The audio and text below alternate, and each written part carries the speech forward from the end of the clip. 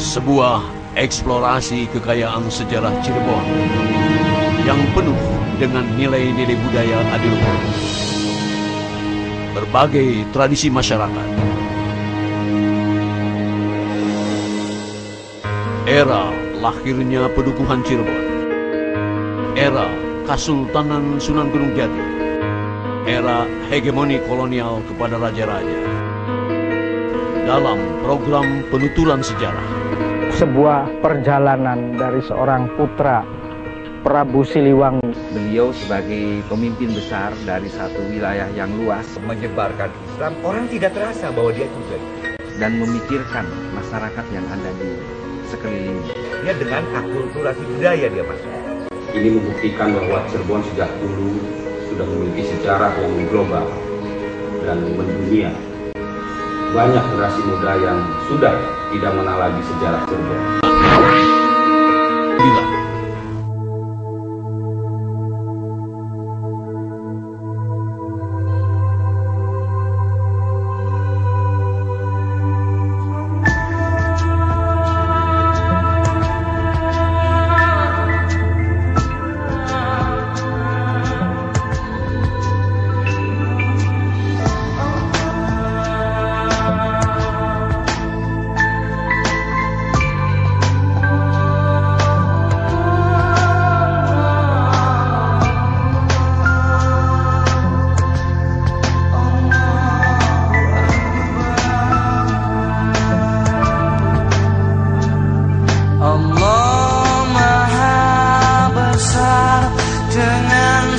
keagungan milik-Mu.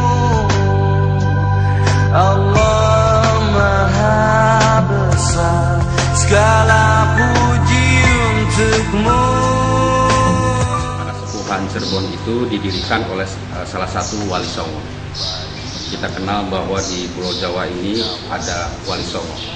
8 wali ada di Jawa Tengah dan Jawa Timur. Satu wali yaitu Sunan Gunung Jati itu memimpin di Jawa bagian kulon atau Jawa Barat. Nah, perbedaannya keraton-keraton di Jawa ini adalah Cirebon ini didirikan oleh salah satu wali. Jadi ya raja, ya kemudian ulama juga. Sehingga adat dan tradisinya itu hampir tentunya bersamaan dengan hari-hari besar Islam. Dan juga tentunya ada nafas-nafas agama Islam. Dan kita ketahui bahwa kesultanan atau kerajaan Islam yang pertama di Pulau Jawa itu adalah di Cirebon dan di Demak. Nah, kalau Demak itu kemudian runtuh menjadi Pajang, kemudian Pajang runtuh menjadi Mataram, dan Mataram runtuh menjadi Surakarta dan Yogyakarta. Begitu. Nah, kalau Cirebon itu tetap tidak ada perubahan-perubahan. Nah, inilah yang membedakannya, di mana keraton-keraton yang ada di Pulau Jawa khususnya, dan juga di luar Jawa. Dan alhamdulillah Keraton Kesepuhan ini yang dulu adalah namanya Kesultanan Cirebon, itu bangunan-bangunannya itu masih terlihat dengan baik, yang dibangun sejak awal abad 15. Dan adat dan tradisinya alhamdulillah juga masih berjalan dengan baik.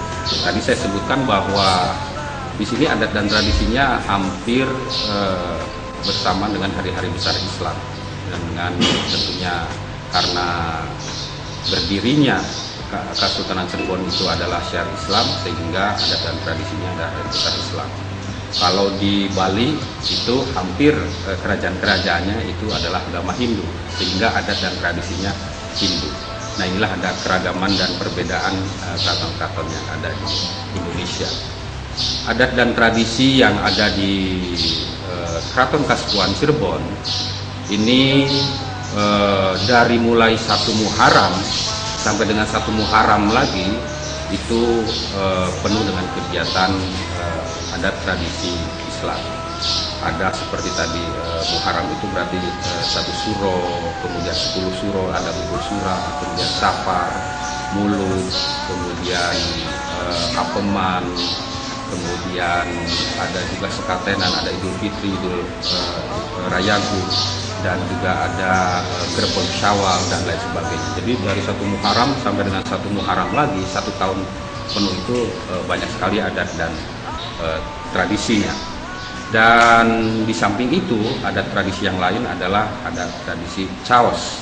Caos ini adalah masyarakat dari desa-desa yang ingin silaturahmi atau ngatur bakti, salaman dengan sultan itu dari desa-desa. Mereka ada yang membawa hasil bumi, misalnya ada kayu bakar, kemudian kelapa, hasil bumi, sayur-sayuran, beras. Tapi ada juga sekarang di eranya yang praktis ini malahan tidak bawa hasil bumi, mereka bawanya uang. Ada yang ngasih 5.000, ngasih 1.000 dan sebagainya, itu macam-macam. Dan itu nanti ini digunakan untuk hajat-hajat, karena itu mereka ikut hajat biasanya untuk adat tradisi ini, yaitu membuat nasi atau kenduri yang ada di Keraton Siswan ini. Dan biasanya yang paling banyak itu masyarakat dari desa-desa ini itu bulan Maulud ini, datang dari pagi sampai dengan sore. Dan, tadi kita barusan saja melaksanakan siraman panjang. Siraman panjang ini adalah merupakan rangkaian daripada gerbek mulut. Sebelumnya itu adalah tanggal 5 Syafar. 5 Syafar itu kita membuat bekasem ikan. Bekasem ikan 5 Syafar, kemudian 1 bulan kemudian tanggal 5 Mulud itu dibuka bekasemnya itu. Itu ada ikan kakap, ikan tenggiri dan sebagainya, dimasukkan rempah-rempah. Nah ini nanti ikan ini nanti dipakai untuk nasi jimat, nantinya dimasak di dapur mulut. Dan siraman panjang ini adalah mencuci piring-piring peninggalan Sunan Gunung Jati. Jadi ada 9 piring peninggalan Sunan Gunung Jati, karena dulu Cirebon ini salah satu tempat musyawarahnya para wali songo gitu. Jadi suka di Cirebon musyawarahnya, kadang di Surabaya di sana, kemudian di Demak, kemudian dan lain sebagainya. Nah di antaranya juga di Cirebon. Nah 9 piring ini itu bertuliskan kaligrafi, ada yang 2 kalimat syahadat dan ada sholawat dan lain sebagainya. Itu. Dan di samping itu ada 40 piring kecil, 2 gelas kristal dan 2 guci peninggalan Putri Ong Tin Nio, salah satu istri dari Sunan Gunung Jati. 9 piring besar ini itu digunakan pada upacara panjang jimat, tetapi yang digunakan hanya 7 saja, karena nanti melambangkan bahwa lahirnya seorang manusia itu pada salah satu hari di 7 hari itu. Dan nanti diisi nasi jimat, sedangkan yang 40 piring kecil itu nanti diisi buah-buahan dan kue-kuehan. Kita ketahui bahwa di dalam suatu kegiatan, suatu ibadah dalam suatu agama itu selalu diawali dengan bersuci, itu bersih. Nah, siraman tadi adalah salah satu awal bagaimana kita harus mulai bebersih, bersuci untuk supaya dalam ibadahnya itu baik. Nah, jadi tadi itu adalah awal dari kegiatan gerbek mulut. Dan siraman ini itu adalah mencuci semua yang akan digunakan di dalam upacara panjang jimat. Dan kita memiliki tadi 9 piring tapsi besar. Nah, tetapi karena sekarang ini adalah tahun Jim akhir, itu tidak dikeluarkan semuanya, hanya 7 yang dikeluarkan. 9 piring itu dikeluarkan mengikuti siraman kalau misalnya tahun Alif dan tahun Wawu. Nah, itu baru dikeluarkan semuanya. Tetapi walaupun misalnya nanti dikeluarkan semuanya 9, itu tetap yang digunakan hanya 7. Karena di dalam upacara panjang jimat ini 7 piring ini menggambarkan jumlah hari yang 7. Gitu. Tentunya kita harapkan dengan bebersih, dengan tadi siraman ini diawali dengan baik, dengan doa. Nah, mudah-mudahan apa yang nanti acara yang selanjutnya itu lancar.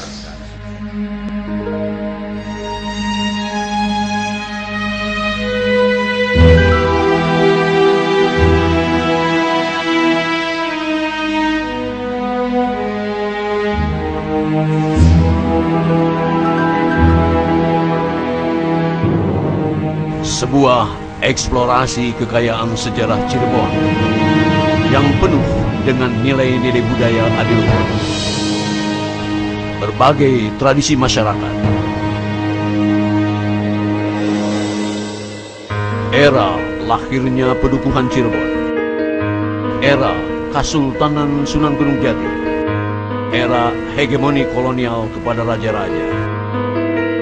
Dalam program penuturan sejarah, sebuah perjalanan dari seorang putra Prabu Siliwangi. Beliau sebagai pemimpin besar dari satu wilayah yang luas Menyebarkan Islam, orang tidak terasa bahwa dia juga. dan memikirkan masyarakat yang ada di sekelilingnya. Dia dengan akulturasi budaya dia, Mas. Ini membuktikan bahwa Cirebon sejak dulu sudah memiliki sejarah yang global dan mendunia. Banyak generasi muda yang sudah tidak mengenal lagi sejarah Cirebon.